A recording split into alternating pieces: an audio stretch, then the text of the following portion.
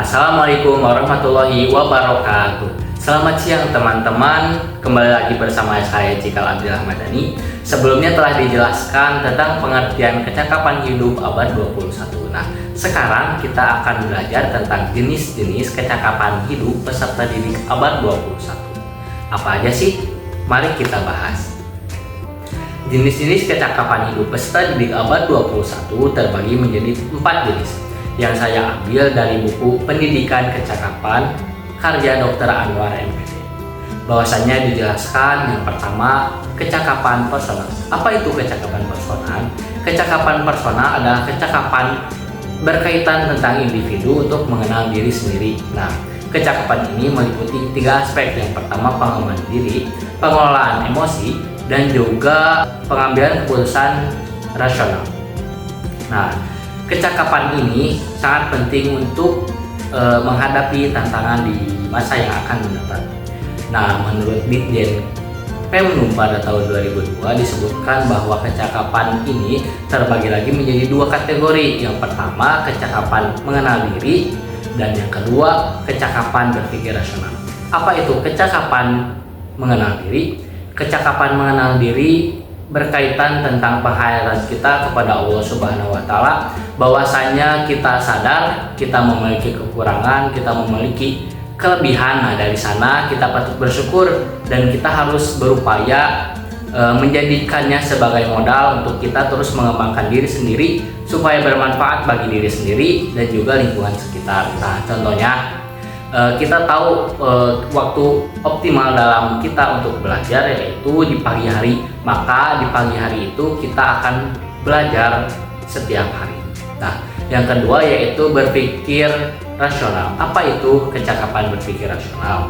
Nah, kecakapan berpikir rasional ini tentang cara kita meneliti, mengelola, dan mencari informasi. Nah, dari informasi yang kita dapat itu bisa kita jadikan solusi yang kreatif. Nah, contohnya ketika kita dihadapkan dalam suatu permasalahan, bahwasanya kita tahu si solusi yang kreatif itu seperti apa. Nah, yang kedua yaitu kecakapan sosial. Apa itu kecakapan sosial? Kecakapan sosial adalah kemampuan seseorang untuk berinteraksi dengan orang lain. Nah, kecakapan ini sangat penting. Bagaimana cara kita berkolaborasi, bagaimana cara kita berkomunikasi dengan masyarakat sekitar. Kecakapan ini sangat penting untuk kita dalam menghadapi tantangan yang akan mendatang. Kenapa? Karena di kecakapan ini ditekankan akan pentingnya kolaborasi, yang mana kolaborasi ini sebagai kunci sukses untuk kita menghadapi masa yang akan mendatang. Dengarkan pendapat orang lain, berikan argumen kita terhadap mereka yang positif, dan jangan lupa jalin hubungan yang positif juga. Yang ketiga yaitu kecakapan akademik. Kecakapan akademik ini merujuk pada kemampuan peserta didik dalam menguasai pengetahuan dan berpikir ilmiah. Nah, kecakapan ini didasarkan pada berpikir kritis.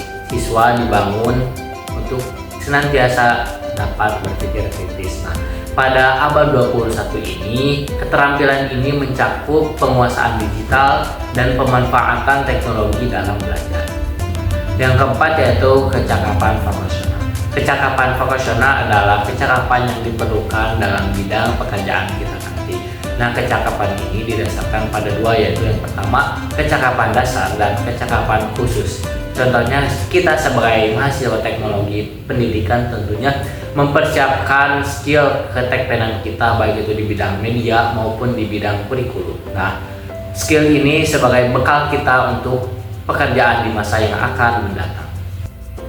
Dengan menguasai 4 jenis kecakapan hidup ini, peserta didik dapat menghadapi perkembangan akademis, sosial, teknologi, dan dunia kerja. Peserta didik dan orang tua memiliki peranan penting dalam mengembangkan karakteristik mereka dan juga keterampilannya.